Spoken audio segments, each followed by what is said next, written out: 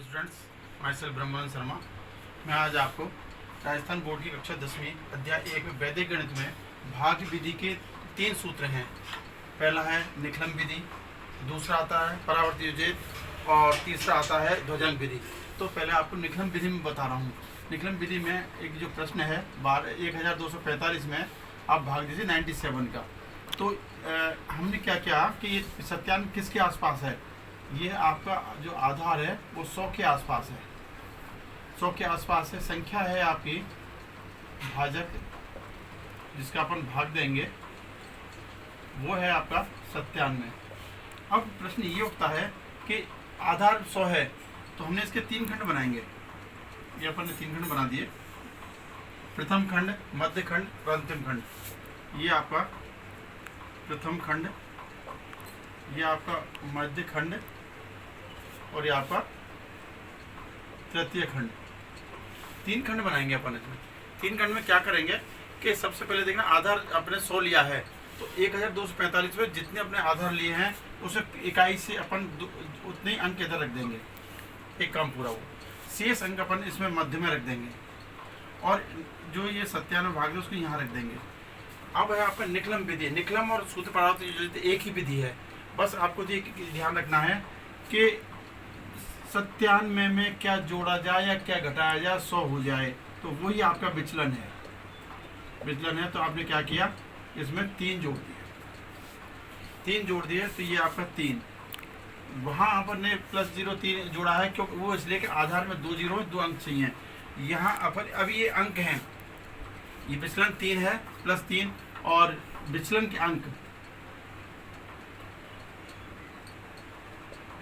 विचलन के अंक हैं आपका 0 और 3, ये अलग अलग हैं।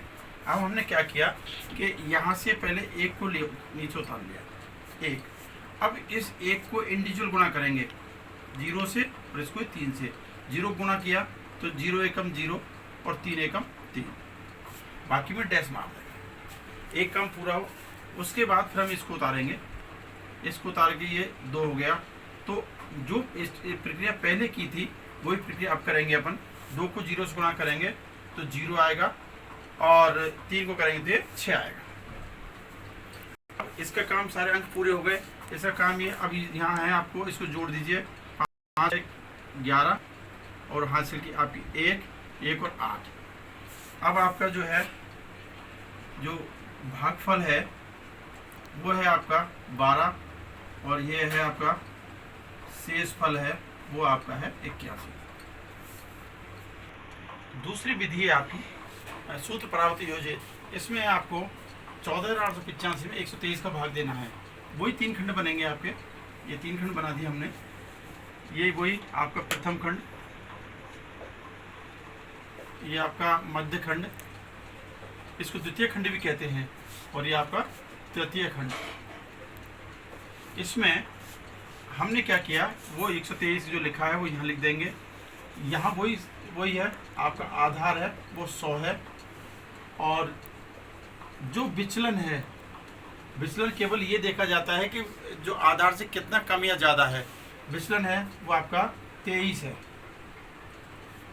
अब जो 23 है, अब को क्या करना है, परावर्त करना है इसको। हमको ये करना है कि इस 123 में क्या जोड़ा जाए क्या घटाया जाए कि वो 100 आ जाए। तो हमको यहाँ 23 घटाना पड़ेगा। हमने ये 23 घटा दिया, ये 23 घटाया, लेकिन परावर्तित अंक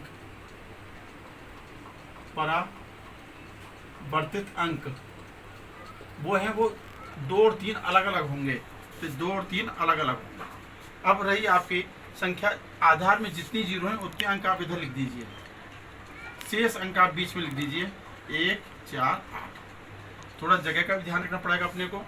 अब हमने क्या किया कि वो सिस्टम वही की वही है। इस 1 को उतार लिया, इस 1 को 2 से गुणा किया, ये -2 है, -2 और इसको किया तो ये आपका -3। हमने क्या किया, इसको वापस अगले उसमें आ गए। 4 ये प्लस का है, 2 आपका माइनस का है। जब 4 आपके प्लस का है, 2 माइनस का है, 4 में 2 माइनस करेंगे 2 बचेगा। सिस्टम वही की वही है। फिर इस 2 को इस -2 से गुणा करेंगे तो 2 दूनी 4 और इस 3 को 3 दूनी 6। बाकी तो पहले आ गए 3 दूनी ये 6। ये डैश लग गया, ये डैश हैं दोनों। इसके बाद हमने क्या किया कि वही सिस्टम है, 8 में से 3 और 4 7 घटा दिए, 1 बचा। एक वही सिस्टम के 2 एकम, ये 2, ये माइनस का और ये आपका 3 माइनस का। इस तरह अब हमने क्या किया, यहाँ का काम पूरा हो गया। 5 में से 3 गए तो 2 बचे, 8 में से 6 और 2 8 गए थे 0। आपका हुआ भागफल 121, शेष फल 2। ध्वजांक विधि में सबसे पहले नाम से चलिए ध्वज। तो आपको यहाँ ध्वज बनाना है, इसको बहुत कम लोग बताते हैं। ये ध्वज बनाना है और आपका जो भाजक है वो है आपका 87। आप क्या करिएगा कि जब इकाई का अंक 5 से ज़्यादा हो तो इसको आप बिनकुलम में बदल लीजिए। बिनकुलम मतलब यह है कि 87 को बिनकुलम बदलेंगे तो 87 की जो निकटतम संख्या है वो है 90। 90 87 कितना कम है उतने उसमें प्लस कर दीजिए। 3 कम है, 3 प्लस कर दिए तो आपको ये 93 हो गए। तरीका इसका बहुत लंबा है, पर सीधा तरीका ये है कि जितना उस संख्या को उसके अगली संख्या ले रहे हैं उससे वो कितना कम उतने प्लस कर दीजिए। ठीक है, इसके हमने ये रख दिया। अब जो 93 है ये आपका ये मुख्य अंक है, मुख्य, और ये आपका ध्वज का है। ध्वज के ऊपर तो ये -3 है और मुख्य अंक है वो आपका 9 है। अब बात वही है, 90 है। 90 में आपका जो है वो 10 के आधार में है, 10 9 90 आधार उसका 10 लेंगे।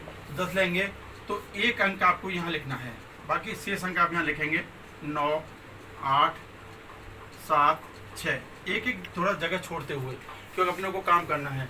सबसे 9 का भाग देंगे, 9 एकम 9, 9 एकम 9, ये भाग दे दिया तो यहाँ 9 का भाग दिया, शेष फल बचा आपका 0। आप संख्या को एक बार यहाँ पूरा लिख लें तो आपको समझ में आ जाएगा। 9 8 7 6 5, हमने पहले मुख्य का भाग देंगे, मुख्य अंक का 9 का भाग दिया एक बार, 9 एकम 9 0, ये 8 उतार लिया। ये देखिए आप, ये 8 उतर के 8 हो गया। अब है ध्वज का। ध्वज का सिस्टम वही है जो मुख्य के साथ चलेगा, 3 एकम 3। तो अब तक अपन क्या करते थे कि घटाते थे, जबकि अब ये माइनस खुद ही है, घटाएंगे तो प्लस हो जाएगा। तो ये हो गया आपका 11। अब ये 11 हो गया। अब 11 सिस्टम वही की वही चलेगा, फिर मुख्यांक और फिर ध्वज, सिस्टम वही है। अब हम 9 का भाग फिर भाग देंगे तो फिर एक बार जाएगा, 9 एकम 9, 2 बचा तो हमने इसको 7 में फिर उतार दिया, ये 27, 2 है ये 27 हो गया। फिर वही तो ये हो गया 9, आपने भाग दिया है 9 एकम 9। अब वही 3, तो ये 3, अब ये 3 प्लस के हो गए, ये हो गए 30। 30 में फिर भाग देंगे अपन, 30 में भाग देंगे, सिस्टम वही की वही है। मुख्य अंक का भाग देंगे 9 का, 9 3 27, 3 बचा 3, और ये 9 3 27। अब ये 3 बचा, हमने ये 6 फिर उतार लिया, 36। अब ध्वज का किया तो ये 3 गुणा -3, 3 3 9, 9 आपका ये प्लस का हो जाएगा, तो प्लस का हो जाएगा तो ये हो जाएगा 36 और 9 45, आपका 45 हो गया। अब 45 में भाग देंगे अपन 9 का, फिर 9 पंजे 45, 9 पंजे 45 भाग दिया, 0 बचा, ये आपका 9 पंजे 45, 9 गुणा 5 45, से 0 बचा। ये 5 को अपन फिर यहाँ उतार लेंगे, ये 5 हो गया। सिस्टम वही की वही है, इसको कर लिया हमने। फिर हम क्या करेंगे कि जो 3 है इसको 5 से गुणा करेंगे, तो 3 पंजे 15, यहाँ है तो माइनस से प्लस हो जाएगा 20, तो इसको लिख देंगे अपन, यहाँ की बजाय यहाँ लिखेंगे 0.5 माइनस 3 गुणा 5, तो ये हो जाएगा 0.5 माइनस 15 और 0.5 प्लस 15, और ये आपका हो जाएगा 20। ये हो गया आपका भागफल, हो गया 1135 और शेषफल हो जाएगा आपका 20।